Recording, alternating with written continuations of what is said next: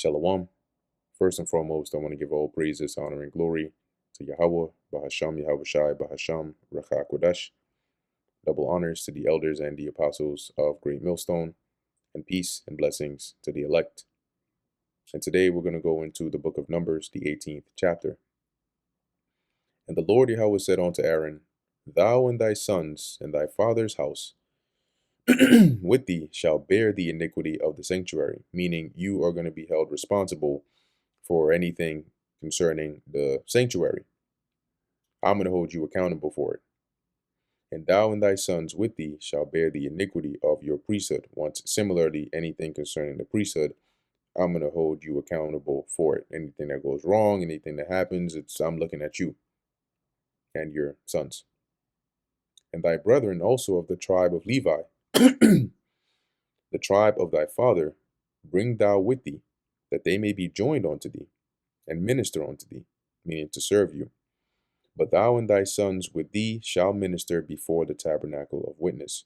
So they'll come and serve you, they'll assist you, they'll help you in whatever it is that you need them to do.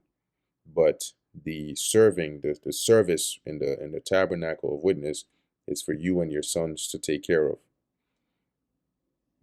Verse 3. And they shall keep thy charge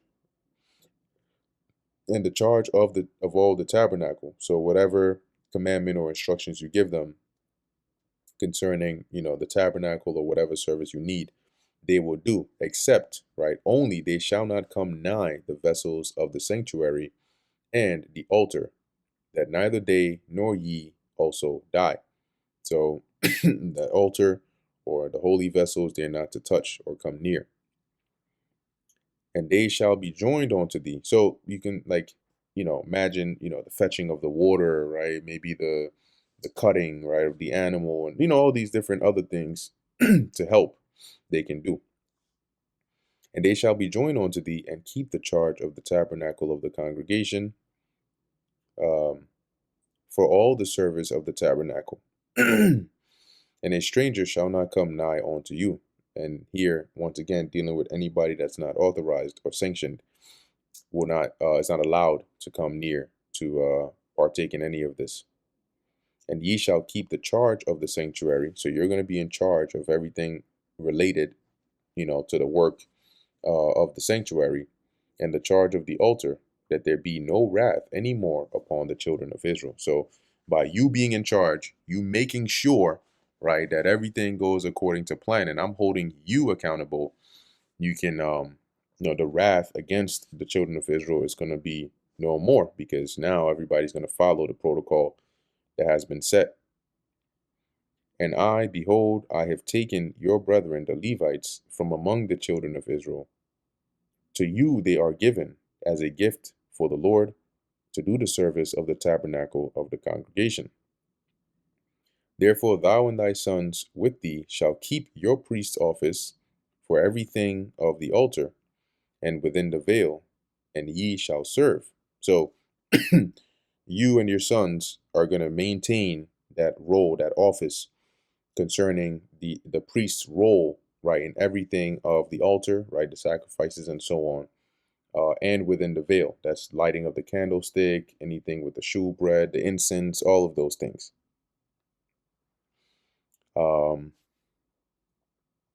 And ye shall serve.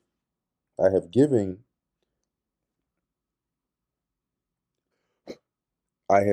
your priest's office unto you as a service of gift, meaning that the office of priesthood the Lord has bestowed upon Aaron and his household, like as a special appointment for them. Nobody else is allowed or has the privilege of that, those specific things that were exclusive to Aaron and his sons. And as it says, and the stranger that cometh nigh shall be put to death.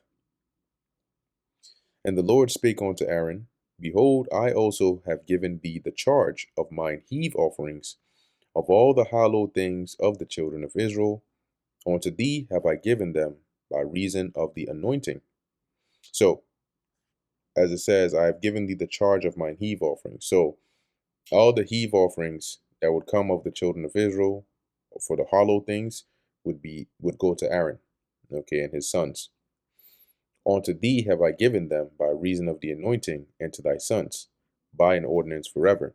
So because they were anointed and consecrated, the holy things are for them forever. That was their ordinance, right? This shall be thine of the most holy things, reserved from fire. So anything like when they come to offer, right, an offering, anything that is to be burned, the part of it that is reserved or saved, that's going to be yours. As it says, every oblation of theirs, so every oblation or every offering from the children of Israel, every meat offering of theirs, that's the flour, right? Sometimes mingled with oil. Every sin offering of theirs, because remember, these are the animals, right? The goats and so on. And every trespass offering of theirs, which they shall render unto me, shall be most holy for thee and for thy sons. So the meat of those offerings would be eaten by Aaron and his sons. In the most holy place shalt thou eat it, meaning it had to be eaten in the confines of the sanctuary. Every male shall eat it, so they're going to be able to eat of it. It shall be holy unto thee, because you're holy. It's holy. It has to be eaten in the holy place. And this is thine, the heave offering of their gift, with all the wave offerings. So any part, remember, there's a specific part that is, when they come to perform a sacrifice, it's heaved, it's lifted up, right? As we went through that in previous chapters, or any that is waved, the portion of the animal is going to be given to Aaron, all right, and his house. And as it says here, with all the wave offerings of the children of Israel, I have given them unto thee and to thy sons and to thy daughters with thee by a statute forever. So those parts belong to you; those will be yours. However, the sin offering, the meat offering, the trespass offering, that you have to eat in the holy place. This, however, that's yours. You can eat it wherever, as long as it's in a clean place that you're eating it, and those that are eating of it are clean. And that's why it mentions to thy sons and to thy daughters with thee by a statute forever. Everyone that is clean in thy house shall eat of it. All the best of the oil, and all the best of the wine, and of the wheat, the first fruits of them, which they shall offer unto the Lord, them have I given thee. So the offerings of the first fruits, right? Oil from the olives, wine from the grapes, wheat from their crops, all of those that Israel offers is given to Aaron and his sons, right? And whatsoever is first ripe in the land of their harvest, which they shall bring unto the Lord, shall be thine, because the Lord is not going to eat it. But it's an offering to the Lord because the priests that actually do the service of the Lord need to be maintained. And that's why it goes to them. Everyone that is clean in thine house shall eat of it. Everything devoted in Israel shall be thine. So anything that men come to dedicate to the Lord will be Aaron's. If it's a person, then there'll be a servant for Aaron. If it's an animal, it will belong to Aaron. Whatever the case is, right? In his house. Everything that openeth the matrix in all flesh, so all of the firstborns, which they shall bring unto the Lord, whether it be of men or beasts, shall be thine. Similar to how um, Samuel was offered, right, by Hannah to the Lord. Hence, he stayed in the temple, right, and he assisted Eli, right, and whatever it is Eli needed, because he became the Lord's. Nevertheless, the firstborn of man shalt thou surely redeem, and the firstling of unclean beasts shalt thou redeem, because those are not to be sacrificed, right? So when you bring it unto the Lord, usually the clean animals you would sacrifice, but for man and unclean beasts, those are not to be sacrificed, so they are to be redeemed. Hence, the of man, as it says in verse 16, and those that are to be redeemed from a month old shalt thou redeem according to thine estimation, for the money of 5 shekels, after the shekel of the sanctuary, which is 20 gerahs. So the price for the redemption um of the firstborns would be 5 shekels, or yeah, 5 shekels. Verse 17, but the firstlings the firstling of a cow, or the firstling of a sheep, or the firstling of a goat, which are clean animals, thou shalt not redeem. They are holy. Thou shalt sprinkle their, so with them they will be sacrificed to the Lord. Thou shalt sprinkle their blood upon the altar, and shalt burn their fat for an offering made by fire, for a sweet savor unto the Lord Yahweh. And the flesh of them shall be thine, as the wave breast and as the right shoulder are thine. So just like that portion of the breast that's waved and the shoulder belongs to them, the flesh of these offerings would belong to them, because they would be the ones who would eat it. All the heave offerings of the holy things which the children of Israel offer unto the Lord have I given thee, and thy sons and thy daughters with thee by a statute forever. It is a covenant of salt forever. Now, the term a covenant of salt is another way of saying it's a perpetual covenant before the Lord unto thee and to thy seed with thee. And the Lord spake unto Aaron, thou shalt have no inheritance in their land. So when they get to the land, Aaron nor the Levites would have any specific, like how you have the land of Judah, land of Benjamin, Manasseh, Ephraim, so on. No portion would be the land of Levi.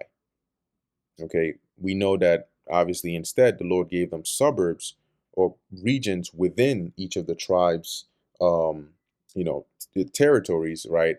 But they didn't have their own allotted portion that was theirs. And this is the reason. Neither shalt thou have any part among them. I am thy part and thine inheritance among the children of Israel. So because the Levites, starting with Aaron, were set apart, their inheritance, their portion that they were given instead of the land was the priesthood, right? And the Lord, right? The offerings and so on and so forth, the service of the tabernacle and so on. And behold, I have given the children of Levi all the tenth in Israel for an inheritance, and that tenth is a tithe. So all the tithes that would come from the children of Israel to offer to the Lord, that would go to the Levites for their service which they serve, even the service of the tabernacle of the congregation. Neither must the children of Israel henceforth come nigh the tabernacle of the congregation, lest they bear sin and die. Bearing sin meaning, like when you bear something, you put it upon you, you carry it, it comes upon you. And when sin is upon you, so is judgment following right after. Now here it doesn't mean like under no circumstances. Verse 22 is the general rule, right? You can't just pull up to the tabernacle, just for fun, right? But there were cases when if somebody came to be presented before the Lord, right, or the completion of a vow, or to offer an offering or something like that, that's different. But under just regular circumstances, no. But the Levites shall do the service of the tabernacle of the congregation, and they shall bear their iniquity. So the doing the service is basically all the things that the Levites do, right? Handling the sacrifice, killing the animal, washing it, all the things that they do over there to assist Aaron and his sons. And they shall bear their iniquity and shall be a statute forever throughout your generations. Meaning they would be held accountable for anything, that they do wrong in that service. Okay, so if they do something that's off, they're going to bear that iniquity. It shall be a statute forever throughout your generations, that among the children of Israel they have no inheritance, being the Levites. But the tithes of the children of Israel, which they offer as an heave offering unto the Lord, I have given to the Levites to inherit. Therefore I have said unto them, among the children of Israel they shall have no inheritance, because the Lord has already, taken them, and he is their part.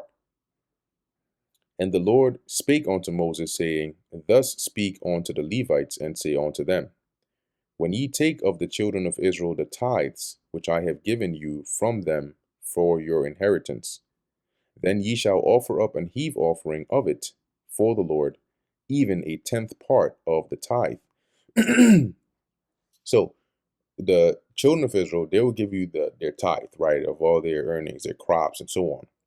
When they give you that, you are to take a tenth part of what they've given you, of what you've received from them, and offer that to the Lord. That is going to count, verse 27, and this your heave offering shall be reckoned unto you as though it were the corn of the threshing floor and as the fullness of the winepress. So, what that means is you're going to offer the 10th part of the tithes you receive from them. And when you offer that to the Lord, it'll be counted for you as your tithe that you paid to the Lord. And that's why I mentioned here it shall be reckoned unto you. So it's going to be counted for you as though it were the corn of the threshing floor and as the fullness of the winepress.